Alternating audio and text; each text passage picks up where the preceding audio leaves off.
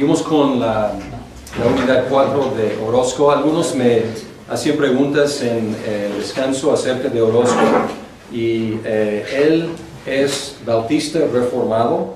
No tengo el gusto de conocerlo, espero algún día conocerlo. Y cuando él habla de nuestra confesión, le suena porque suena como si fuera la Westminster, que es la presbiteriana. Los bautistas básicamente copiaron la Westminster y la bautizaron por inmersión. Y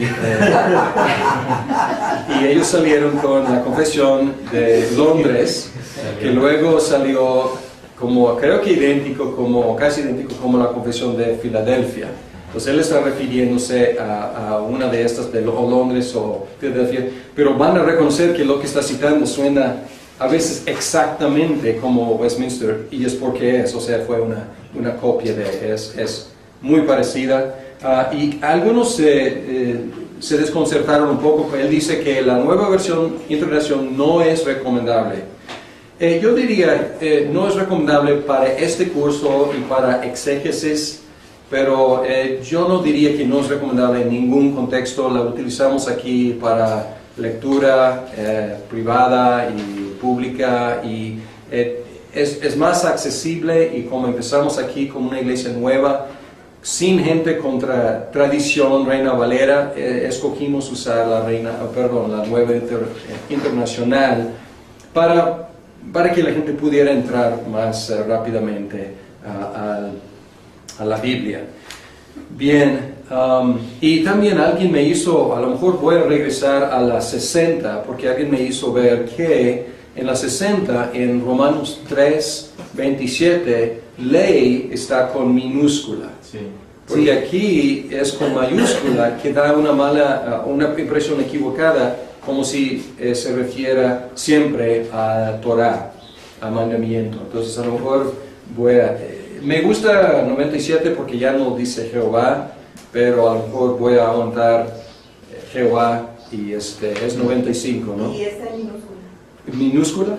Minúscula, entonces hasta 97, a lo mejor 95 sería una buena opción, pero podemos utilizar las diferentes ediciones. Vamos a hablar de género literario. Además de ser progresiva, la revelación en la Biblia también viene en diferentes géneros literarios. Entonces no queremos aplanar la Biblia temporalmente, tampoco queremos aplanar la Biblia estilísticamente, porque hay diferentes temporadas y hay diferentes estilos, y hay que apreciar tanto el tiempo también como el estilo. Cada género tiene sus estilos convencionales. Una novela tiene sus convenciones, digamos. Una historia tiene sus convenciones. Una autobiografía tiene sus mentiras. Una biografía también tiene sus convenciones, etcétera, etcétera, ¿no? Igual en la Biblia, la poesía, la profecía, la apocalíptica, la epístola, el evangelio, tienen sus convenciones, sus estilos convencionales. El intérprete tiene que familiarizarse con estos estilos para no aplanar las diferencias. Y esto será el enfoque de otros cursos, porque vamos a tener cursos sobre los evangelios, sobre las cartas, sobre poesía, sobre profecía, sobre apocalíptico. Entonces, esto será básicamente el resto del año que viene. La interpretación histórica. Hasta ahí, ahora, a lo mejor debería haber incluido esto con la grabación anterior, la sesión anterior, porque ahí terminamos la interpretación gramática, por lo menos nuestra primera consideración. Ahora la interpretación histórica. ¿Qué queremos hacer aquí? Hay que conocer al autor, si es posible identificarlo. Muchas veces no es posible, no sabemos quién escribió, y podemos suponer, podemos decir a lo mejor, pero no sabemos. En otros casos es muy obvio. Hay que reconstruir a la medida que sea posible el contexto histórico en el cual se escribió tal carta, tal libro. A la medida que sea posible. No es cuestión de usar mucha imaginación. Y si no podemos, pues quedamos mudos. ¿Cuál fue el contexto del salmo tal? No sabemos, no hay que inventar. O podríamos decir, posiblemente, históricamente, se considera que fue cuando esto pasó, pero hay que tener cuidado. Hay que también determinar a la medida que sea posible las influencias que influyeron al autor y su escrito. A veces tenemos que leer entre las líneas para reconstruir, pero a veces podemos hacer una reconstrucción bastante buena de las circunstancias que motivaron la escritura en las cartas. ¿Qué pasaba en la región de Galacia que motivó a Pablo a escribir la carta a los Gálatas? No es difícil reconstruir que después de que Pablo estuvo ahí predicando la gracia de la libre gracia de Dios, entraron algunos judaizantes que querían convencer a los gentiles a seguir normas judaicas o judías que realmente ya habían pasado con la venida de Cristo. Pablo, alarmado, él escribió la carta. Entonces ya pudimos escribir o reconstruir la escena que motivó la carta. Ahora, esta es la interpretación histórica. Yo no voy a decir mucho más acerca de eso, tampoco es muy largo, pero obviamente estamos tratando de hacer interpretación ¿qué? Gramático-histórica. Entonces van de la mano. Y mucho de lo que hablamos en gramática también tiene que ver con historia, el contexto, porque el contexto no solamente es el contexto literario, sino el contexto histórico de lo que estaba pasando. La interpretación teológica es posible y necesaria por la analogía de la fe, la cual se basa en la convicción de que la Biblia enseña un cuerpo de doctrina. Y la teología bíblica debe complementar la teología sistemática. Y lo que queremos hacer aquí, la teología, más bien la interpretación teológica, es un tipo de check, un tipo de protección en nuestra interpretación, porque podemos salir con una interpretación, estudiando la gramática, estudiando la historia, y llegamos a una interpretación, pero luego decimos que esto es una herejía. La Biblia no enseña en ninguna otra parte esta verdad que yo he descubierto, y más bien lo que he descubierto está en contra de lo que dice la Biblia en otras partes. Entonces, esto como me debe hacer reflexionar sobre mi proceder en mi interpretación, porque la Biblia no se contradice. Y hay que tener cuidado de no imponer una doctrina en un lugar donde no se enseña. ¿Cuál fue escrita primero, la Biblia o la Confesión de Westminster? La Biblia. Entonces, no hay que ir en reversa e imponer sobre la Biblia cierta doctrina. El concilio de Nicea también fue después de la Biblia. Entonces hay que tener cuidado de no forzar.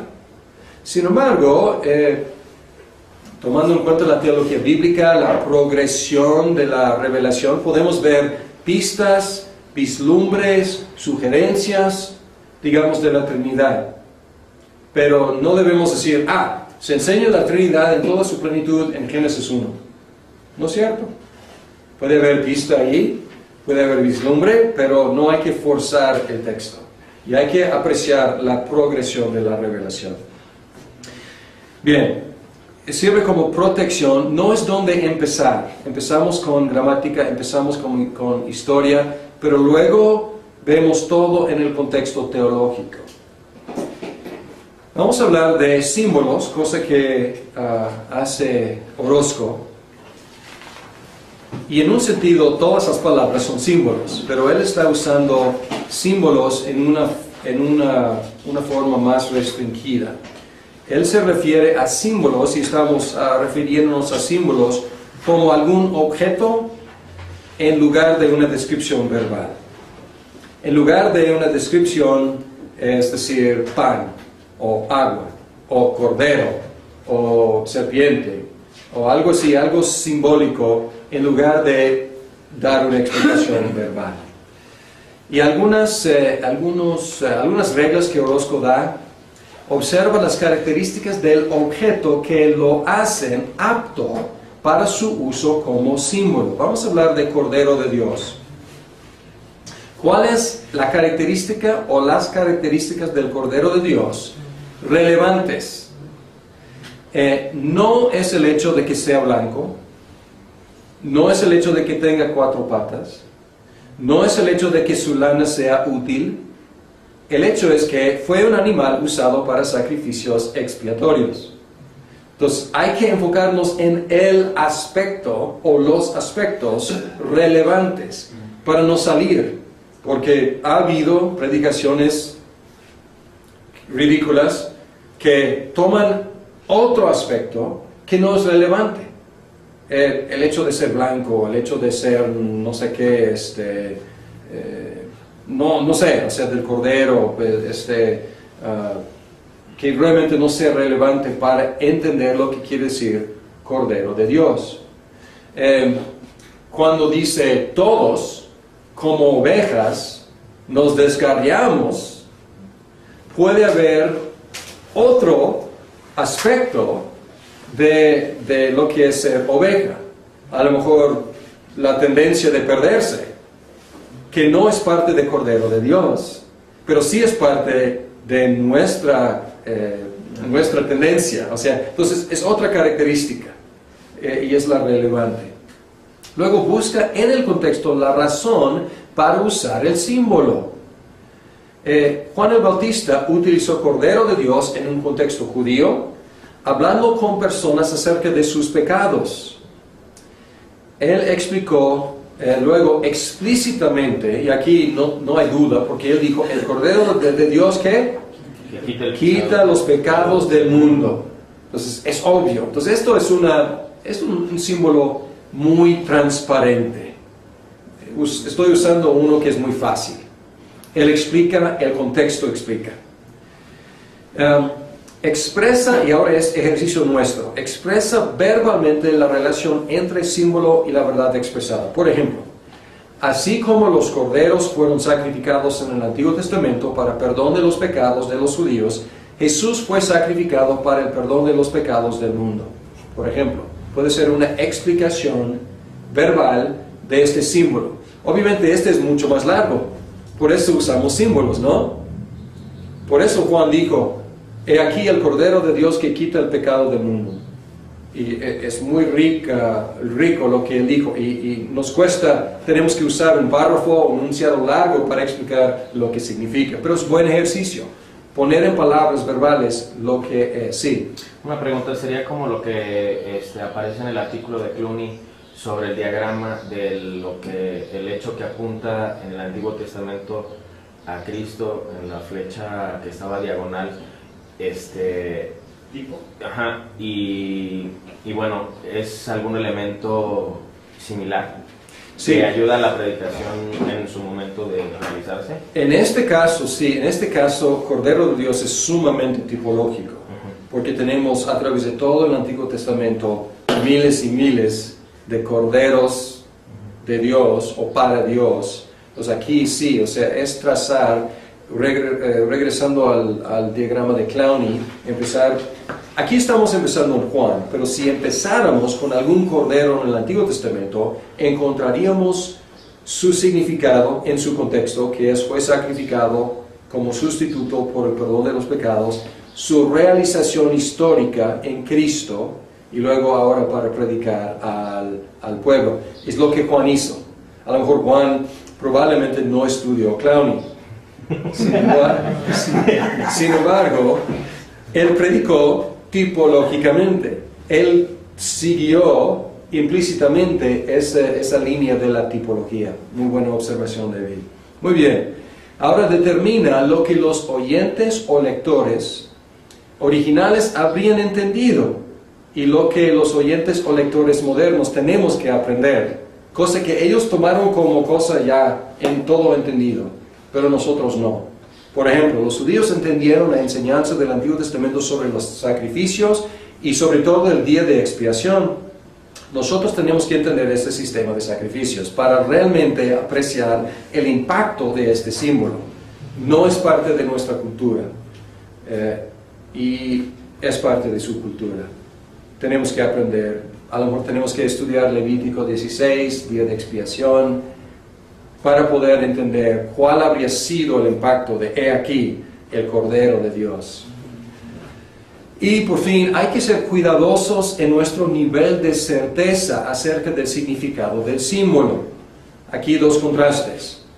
Los contextos lo explican claramente en la idea de Cordero de Dios. ¿Cuáles son los contextos? Contexto inmediato, que quita los pecados del mundo.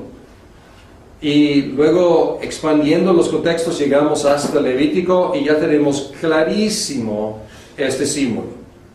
Y podemos decir, esto es lo que significa. Si los contextos no lo explican claramente, el número 666, ¿qué significa? Dice ahí claramente, es el número del hombre, o de hombre. Ah, gracias. O sea, el contexto lo explica en una forma, pero la forma no nos queda, por lo menos a esta altura, no nos queda muy claro. Y vamos al contexto y encontramos que los 7 se utilizan para la perfección de Dios, y encontramos que 6 es perder el blanco, es caer corto de la perfección de Dios. Ok, hay algo ahí. Pero antes de decir que fulano de tal es, ¿no? O sea, tenemos que tener mucho cuidado. O sea, la información es vaga ahí. Y podemos atinar más o menos la idea de, quizás, de una antitrinidad. O sea, que cae corto, que trata de imitar la Trinidad, pero no es. Y encontramos esto ahí en el contexto de, pues, las bestias y el dragón. Es como una antitrinidad que imitan la función de Padre, Hijo, Espíritu Santo. Pero, pues, antes de llamar a tal presidente o tal papa o tal persona, o sea, él es o ella es, o sea, estamos pasando muchísimo. El músico también. Sí, ¿no? Así es. Ha habido muchos, a través de la historia, muchos candidatos. Muchísimos, ¿no? Muy bien. Ahora, figuras literarias breves. Y aquí él tiene una lista, mi lista es más corta. Él tiene una lista, algunas no aparecen tanto, pero tenemos que estar familiarizados con... Su lista es buena, más extensa, pues hay que estudiar todas, pero hay que reconocer estas y entender cómo funcionan. Símil, comparación usando la palabra como. Y queda la hija de Sión como enramada en viña y como cabaña en melonar.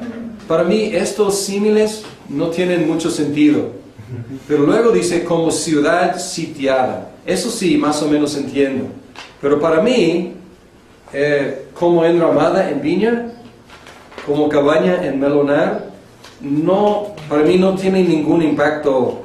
Yo tendría que estudiar qué quiere decir.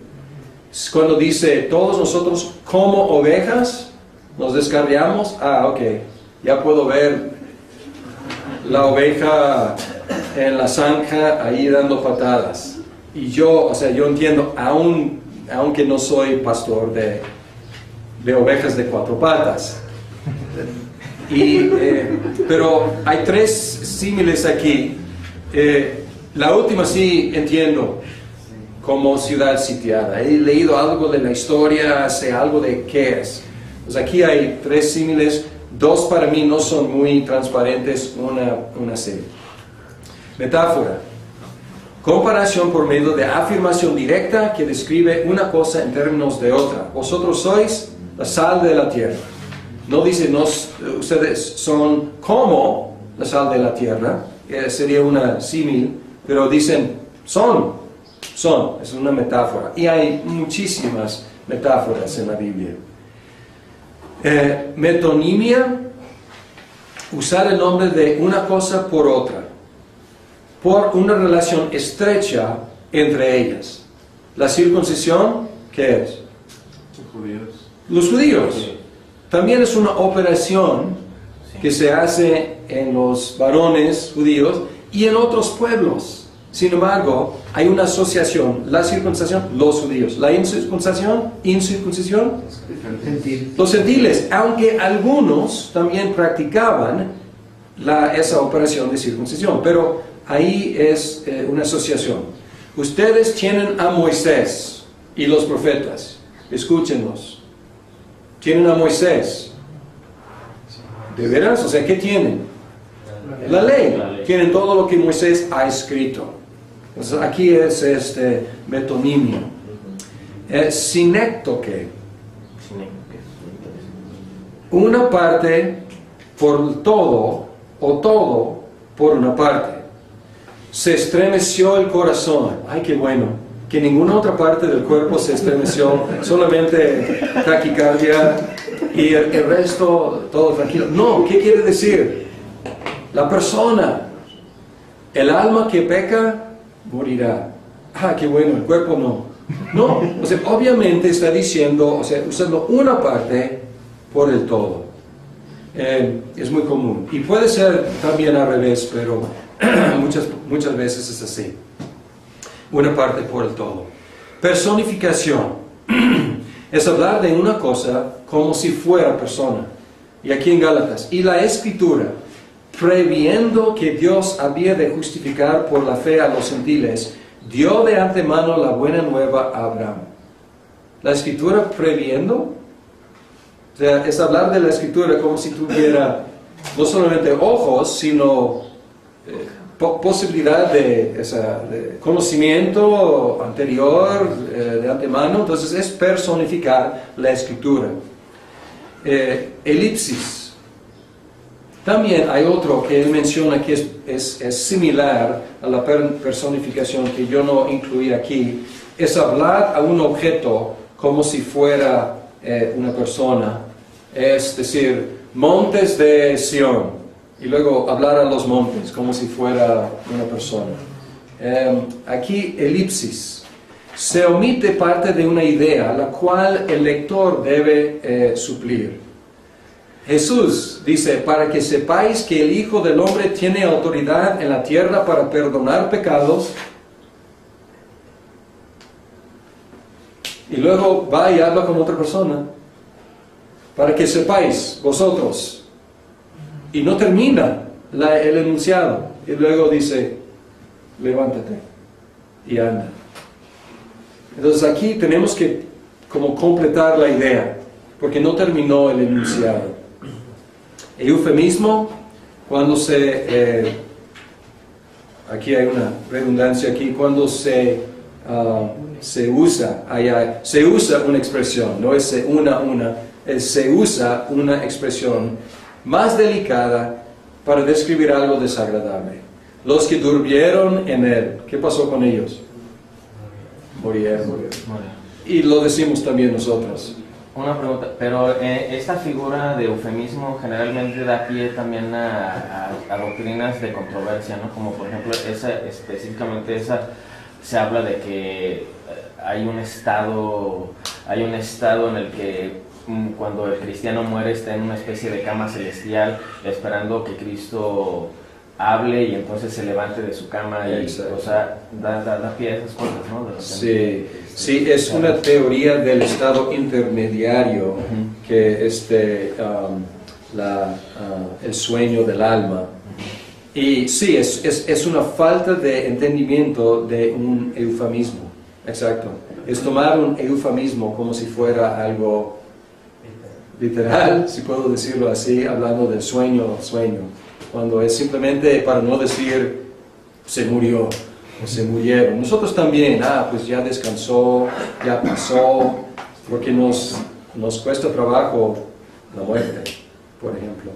A veces la Biblia es muy gráfica en cuanto a cuestiones biológicas y funciones biológicas, y a veces es más delicada.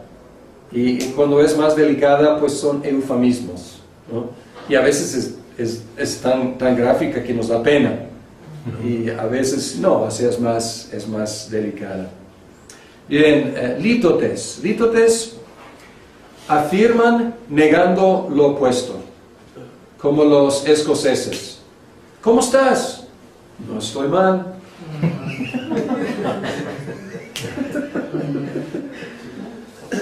Y muy común en Lucas y Hechos. Seréis bautizados con el Espíritu Santo dentro de no muchos días. En lugar de decir dentro de pocos días, en Lucas y en Hechos van a encontrar esto cada rato.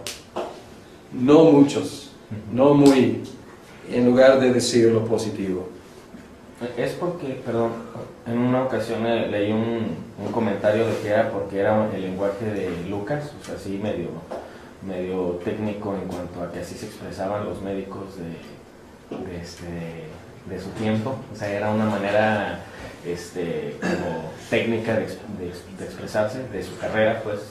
La verdad no sé, o sea, esto no sé.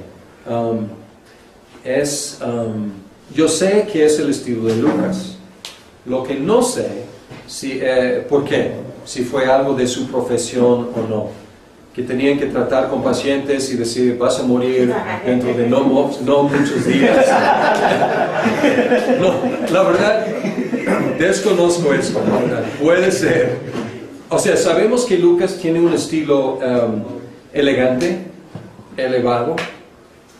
Y en griego es más difícil leer Hechos. Hechos es uno de los libros más difíciles, Hechos y Hebreos, de leer.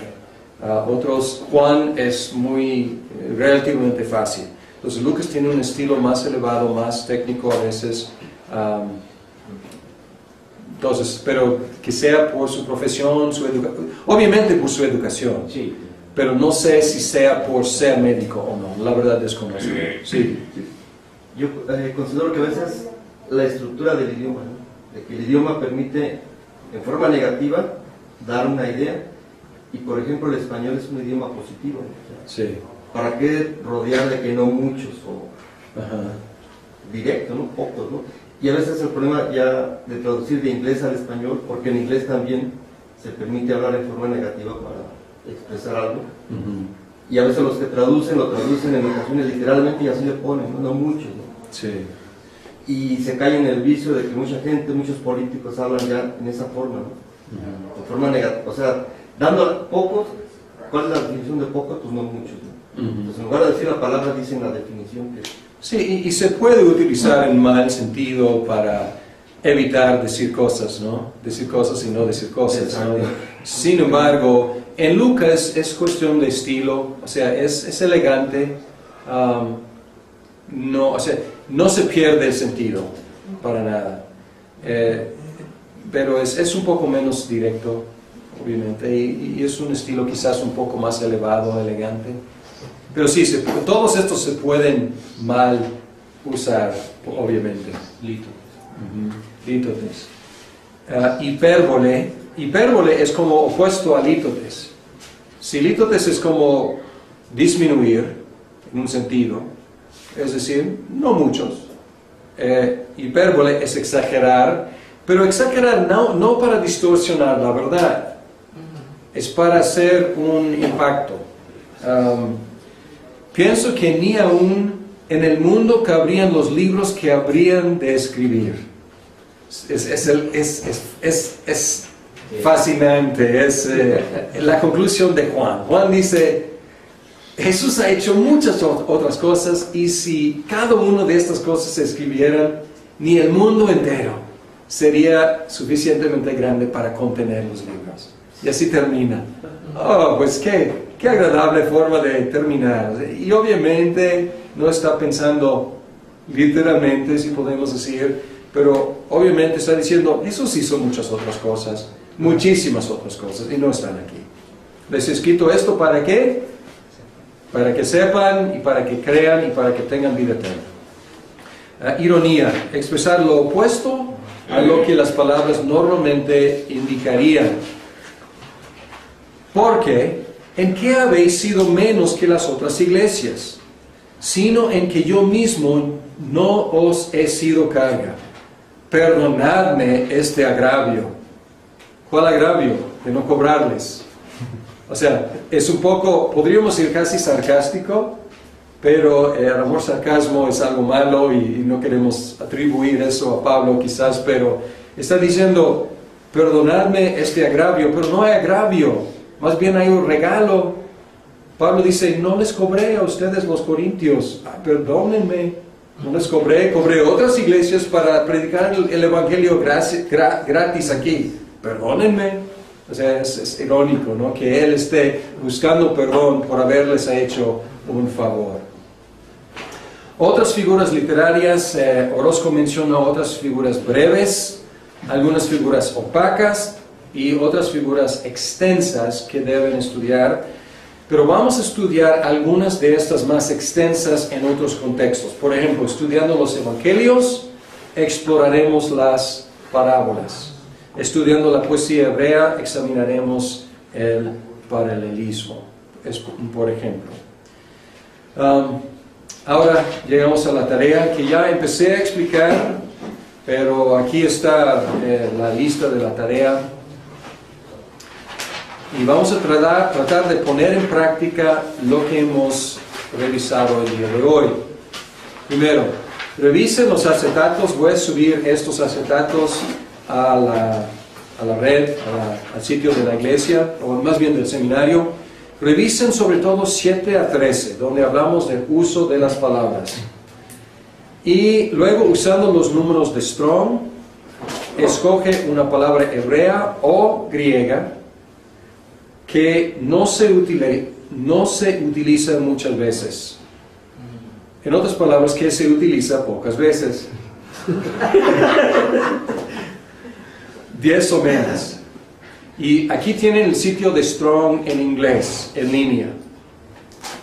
Y no es como libro, y qué bueno, sería terrible tener que buscar así. Es buscable, si podemos decirlo así. Metes la palabra y ahí sale. Y sale en interlineal y sale con los números de Strong. Entonces es útil. Y hay otros sitios, es el que encontré rápidamente. Compara los contextos de todas las instancias en las cuales se usa. Por eso pueden ver por qué dije menos de 10 veces. Porque van a ir a cada contexto en el cual se utiliza.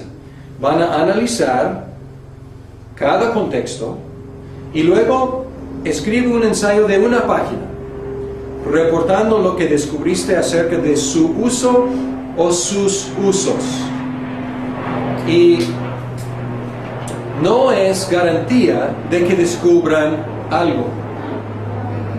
A lo mejor van a llegar a la conclusión de que esta palabra, su significado es muy transparente y se utiliza de la misma forma en las cinco instancias. Puede ser eso. Y a lo mejor no van a poder hacer su maestría con lo que descubren aquí. O a lo mejor sí, a lo mejor van a decir, observé una ligera diferencia, o una gran diferencia entre el uso acá y el uso acá. Puede ser, no hay garantía, no sabrán hasta hacerlo.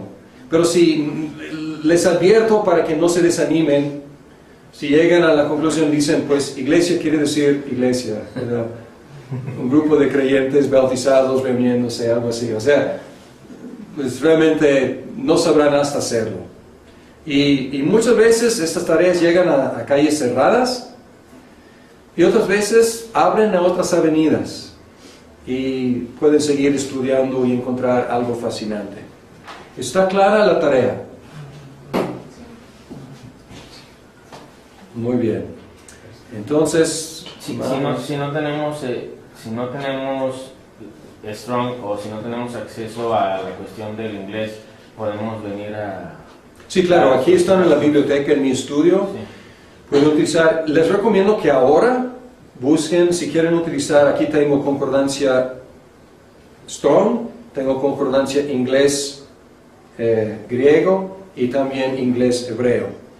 Recomiendo que si no quieren hacerlo en inglés, que busquen ahora, pero vean que no estoy asignando ningún trabajo con léxicos.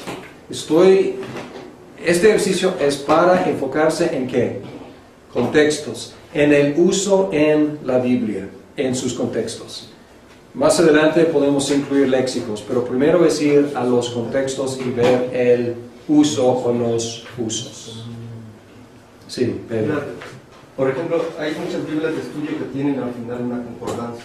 No se basan en los números de Strong, pero por ejemplo una palabra te citan una serie de versículos en donde esa palabra se usa a veces con diferente significado o como sinónimos, pero te dan el listado. No es exhaustivo, pero te dan un listado.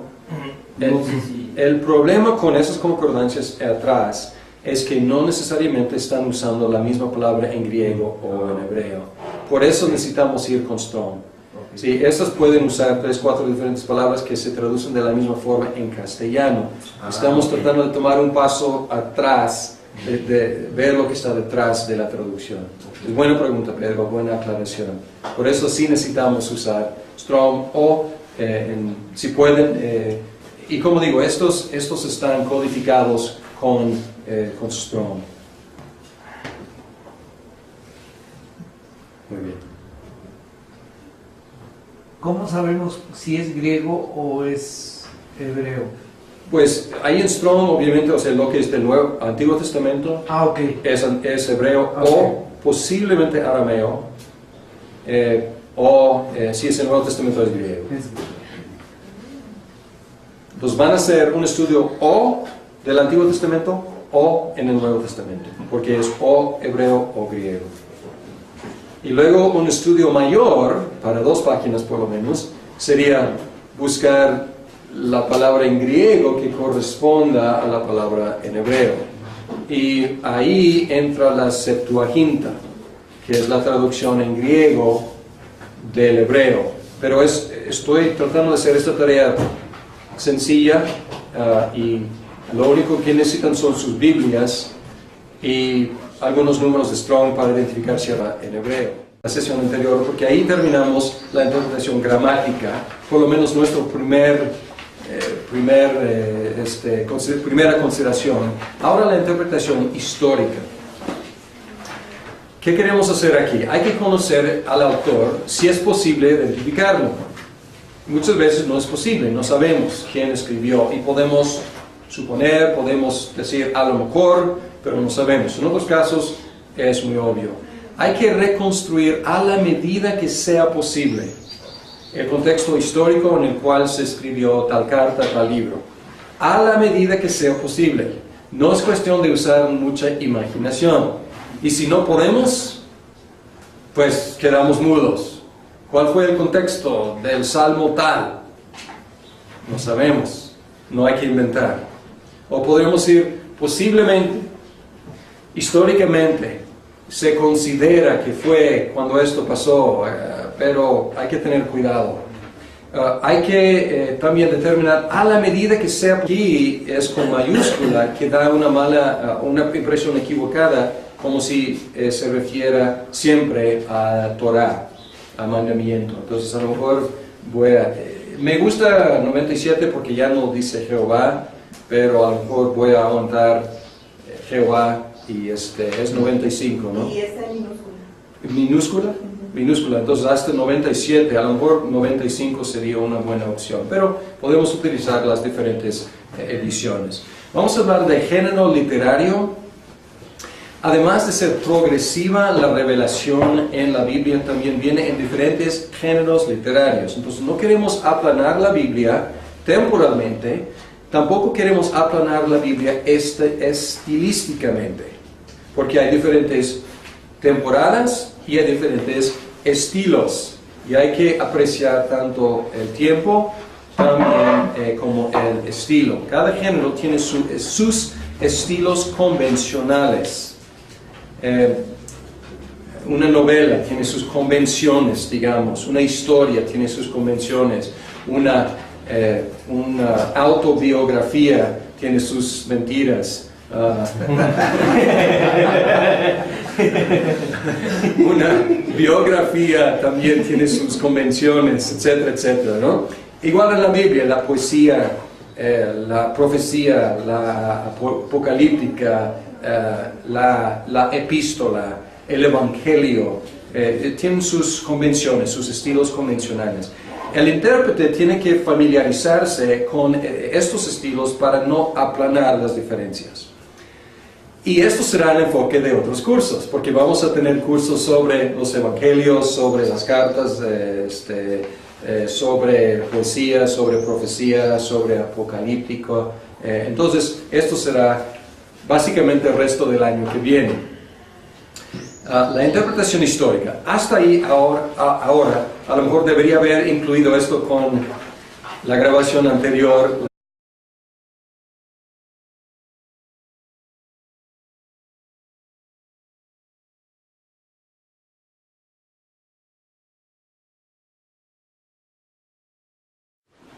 Seguimos con la unidad 4 de Orozco. Algunos me hacían preguntas en el descanso acerca de Orozco, y él es bautista reformado. No tengo el gusto de conocerlo, espero algún día conocerlo. Y cuando él habla de nuestra confesión, le suena, porque suena como si fuera la Westminster, que es la presbiteriana. Los bautistas básicamente copiaron la Westminster y la bautizaron por inmersión. Y ellos salieron con la confesión de Londres, que luego salió como, creo que casi idéntico como la confesión de Filadelfia. Entonces él está refiriéndose a una de estas, de Londres o Filadelfia, pero van a reconocer que lo que está citando suena a veces exactamente como Westminster, y es porque es, o sea, fue una copia es muy parecida. Y algunos se desconcertaron un poco. Él dice que la nueva versión internacional no es recomendable. Yo diría, no es recomendable para este curso y para exégesis, pero yo no diría que no es recomendable en ningún contexto. La utilizamos aquí para lectura privada y pública, y es más accesible, y como empezamos aquí con una iglesia nueva, sin gente contra tradición, Reina Valera, escogimos usar la nueva internacional para que la gente pudiera entrar más rápidamente a la Biblia. Bien, y también alguien me hizo, a lo mejor voy a regresar a la 60, porque alguien me hizo ver que en la 60, en Romanos 3:27, ley está con minúscula. Sí. Porque aquí